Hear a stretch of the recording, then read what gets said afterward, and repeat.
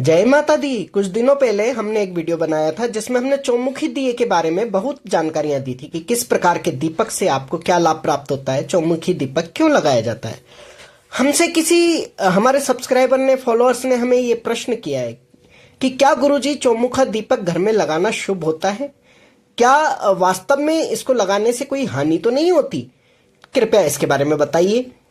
तो देखिए, जब हम पहले ही इसके बारे में वीडियो बना चुके हैं तब इस पर प्रश्न उठाना उचित तो नहीं था, लेकिन फिर भी अगर हमारे सब्सक्राइबर या फॉलोअर्स कुछ पूछते हैं तो हमने अपने उस वीडियो को दोबारा देखा और कुछ एक नए एंगल भी हमें सामने नजर आए कि ये प्रश्न क्यों उठा होगा।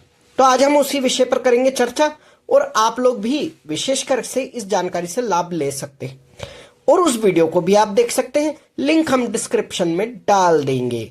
तो पहले कर लेते हैं मातंगी महाकाली माँ की आराधना।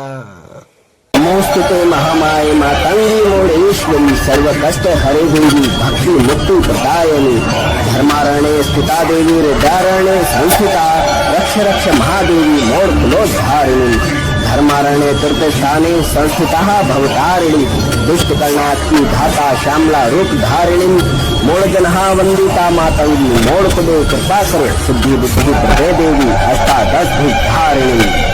जय माता दी बच्चों, जैसे कि हमने कहा कि हम पहले अपलोड किए हुए चौमुखी दिए के बारे में जो जानकारी हमने दी है उसका लिंक डिस्क्रिप्शन में डाल देंगे। तो आप डिस्क्रिप्शन में जाकर के उस लिंक को जरूर चेक कीजिएगा और उस वीडियो को भी देखिएगा। हम जब भी कोई नया वीडियो बनाते हैं तो नए सिरे से ही बनाते हैं, इसे भी नए सिरे से ही बनाएंगे। लेकिन हम ये आपको बता दें कि जब हमने वह वीडियो बनाया था तो हमने इस बात को ध्यान में रखते हुए बनाया था कि जब आप कोई नया मकान लेते हैं या किराए का घर ही परिवर्तित करते हैं तब आपको उसमें चौमुखा दिया अवश्य लगाना चाहिए और उस मकान में क्या सावधानियां आपको रखनी चाहिए। तो ये तो हुई किसी खंडहर पड़े मकान, वीरान मकान, बहुत दिन से बंद पड़े मकान या नया मकान या किराए का मकान जिसमें किसी ने किसी कारणवश खाली किया हो और आपको ज्ञात ना हो। ऐसी अवस्था में जब आप नए घर में जाते हैं किसी भी प्रकार के, तो आप उसमें अपनी सुरक्षा कैसे करें, तब उद्देश्य यही था। लेकिन अब हम जो बताने जा रहे हैं वो एक अलग ही जानकारी है। जानकारी ये है कि चौमुखी दिया लगाया ही क्यों जाता है, क्या इसे घर में लगाया जाना चाहिए या नहीं, क्या चौमुखी दिए को घर में लगाने से कोई उग्र शक्तियों का निवास हो जाता है या फिर चौमुखी दिया घर में लगाने से उग्र शक्तियां हम पर हानिकारक प्रभाव डालती हैं। तो चलिए हम आज इस बारे में बात करते हैं। तो आप जब पहले वाला वीडियो देख लेंगे और इस वीडियो को भी देखेंगे तो आप दोनों ही वीडियो का एक जो लिंक है या जो उनके बीच की कड़ी है उसको अच्छे से समझ पाएंगे और आप अपनी बुद्धि को जो है जागृत भी कर पाएंगे। और यदि आपके पास भी कोई अन्य जानकारी है इससे संबंधित तो आप कमेंट में जरूर कहिएगा और चैनल को सब्सक्राइब, लाइक, कमेंट, शेयर जरूर कीजिएगा। तो हम प्रारंभ कर लेते हैं आज का वीडियो। तो चौमुखी जो दीपक होता है उसका सबसे बड़ा जो संकेत होता है वो 4 दिशाओं का प्रतीक होता है। पूर्व, पश्चिम, उत्तर, दक्षिण जो मुख्य दिशाएं होती हैं, ये 4 दिशाएं होती हैं। वैसे शास्त्र के अंतर्गत 10 दिशाएं बताई गई हैं, लेकिन 10 दिशाओं की तरफ आप बाती नहीं रख सकते। आप 8 दिशाओं की तरफ तो 8 बातियां लगा सकते हैं, परंतु ऊपर और नीचे के लिए आपको संकेत रूप से चौमुखा दीपक लगाने से भी पर्याप्त हो जाता है। इतनी अधिक बातियां लगाने की आवश्यकता नहीं। देखिए, प्राचीन काल में जब आपके घर में विद्युत का कोई भी मार्ग नहीं था तो आप मशालें जलाया करते थे, बड़े बड़े जो है झूमर टांगा करते थे जिनमें दीपक रखे जाते थे रोशनी के लिए। छोटे गरीब लोग जो थे वो चिमनियां जलाया करते थे। तब जब पेट्रोलियम के अन्य पदार्थ नहीं थे जैसे कि मिट्टी का तेल वगैरह, इस तरह की चीजें भी उपलब्ध नहीं थी, तब हमारे यहाँ गरीब से गरीब लोग भी अपनी क्षमता के अनुसार जो है खाद्य तेल का ही उपयोग करते थे, उससे ही दीपकों को जलाया करते। तब चिमनियां भी नहीं जलाते थे, ठीक है। सिर्फ प्योर ये समय का रहता था कि हमारे पास अगर ईंधन कम है, हम कम खर्च कर सकते हैं, तो वो कम समय के लिए जलाते थे, पर जलाते थे। कोई कम जलाता था, कोई दिवाली की तरह पूरे घर को जगमगा देता था। अपनी हैसियत के अनुसार करते थे, परंतु रोशनी करते थे। तो दीपक किन चीजों का प्रतीक हुआ? एक रोशनी का और एक दिशाओं का, दो चीज का प्रतीक हुआ ना। तो जब चारों दिशाओं में हमें उजाला करना हो तो घर के मध्य में किसी चीज पर दिए को चार बाती का बना करके टांग दिया जाता था, तो उससे चारों तरफ रोशनी हो जाती थी कमरे में, वो चारों तरफ जो है उजाला कर देता था, प्रकाश कर देता था।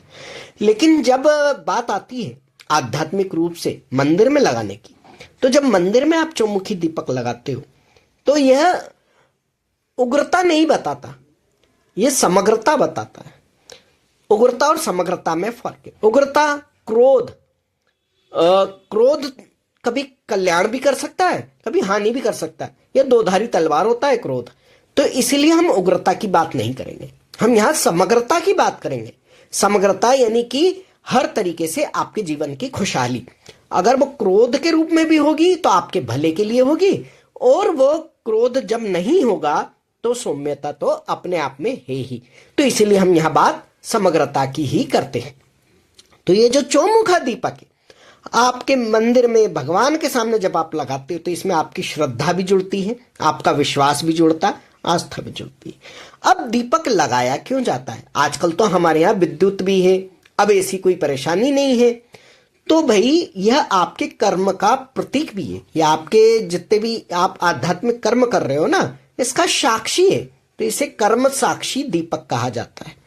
यह आप एक बाती से भी लगा सकते हो और चार बाती से भी लगा सकते हो। तो जब आप एक बाती से लगाते हो या चार बाती से लगाते हो, यह आपके कर्म को साक्षी देता है कि आपने कोई आध्यात्मिक कर्म किया है। इसको कौन देख रहा है? इसको दीपक देख रहे हैं। तो दीपक क्यों देख रहे हैं?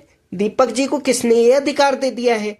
दीपक जी ऐसी कौन सी व्यवस्था के अंग हैं, ऐसे कौन से वो देवता हैं कि उनकी बात मान ली जाएगी कि आपने कर्म किया है? तो देखिए, सूर्य जो है प्रकाश देने के लिए हमारे यहाँ साक्षात नारायण माने गए हैं, और ये हमें प्रत्यक्ष रूप से दिखाई भी देते हैं। तो इसलिए प्रत्यक्ष रूप से दिखाई देने वाले साक्षी देवता सूर्य नारायण हैं। रात्रि में चूंकि पृथ्वी की दिशा परिवर्तित रहती है, वे हमें दिखाई नहीं देते। वो चंद्र देवता भी कुछ दिनों के लिए रात्रि में दिखाई नहीं देते हैं। ऐसी अवस्था में उन चंद्र और सूर्य के प्रतीक के रूप में ही दीपक देवता को साक्षी माना जाता है। उसमें ही प्रकाश, अग्नि, ज्योति, ज्वाला का आवाहन किया जाता है। जब यह कर्म साक्षी देवता उपस्थित हो जाते हैं, शुभ घड़ी में इनको विराजित कर दिया जाता है विशेष पर्व काल के दौरान और नियमित पूजा में, आपकी पूजा से पहले, तब इनकी साक्षी में ही आप कोई कर्म करते। तो जब आप एक बाती का लगाते हैं तो वो एक और रोशनी देता है। आपके मन में फिर ये शंका होती है कि हम किस दिशा में इसको प्रकाशित करें, किस दिशा में इसकी बाती को रखें। इसी समस्या का अंत करता है चौमुखी दीपक। वो चारों दिशाओं में एक समान रोशनी करता है, आपके जीवन में समानता को लेकर के आता है। आपके जीवन में जहां कहीं भी जिस भी प्रकार का अंधकार हो, चाहे वो ज्ञान से संबंधित हो या मनोविज्ञान से संबंधित हो, उसे दूर करता है। उसको दूर करने के साथ ही साथ आपके अंदर भक्ति बढ़ाता है, समर्पण बढ़ाता है, और आपकी बुद्धि, चातुर्य, कौशल्यता को भी बढ़ाता है। इस चौमुखी दीपक के कारण आपके घर में नेगेटिव ऊर्जाएं आना बंद हो जाती। इसीलिए जब हमने पिछला वीडियो बनाया, जिसको कि आप देखेंगे तो उसमें भी पाएंगे कि हमने नेगेटिविटी हटाने के लिए हर संभव तरीके से बार बार कहा है चौमुखी दीपक को आप अपने घर में जरूर स्थान दें। तो इससे ये तो स्पष्ट हो जाता है, आपके मन में ये शंका हुई कि चौमुखी दीपक लगाने से सिर्फ उग्रता आती है, यह बेफिजूल की बात है।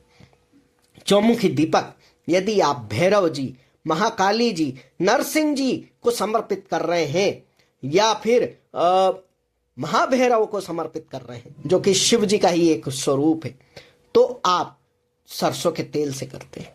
या फिर आपने अगदी तिल का तेल ले लिया है या मूंगफली का तेल ले लिया है, ये सामान्य प्रकार का कोई खाद्य तेल ले लिया है, तब आप उसके अंदर सरसों के दाने या काली मिर्च के दाने डाल देते हैं, या आप लौंग डाल देते हैं, तब भी ये सरसों के तेल जैसा ही आपके लिए कार्य करता है। लेकिन हर एक औषधि का, हर एक वस्तु का अपना अलग महत्व होता है तंत्र के अंदर, तो उसके अनुसार उसकी उपयोगिता बदल जाती है।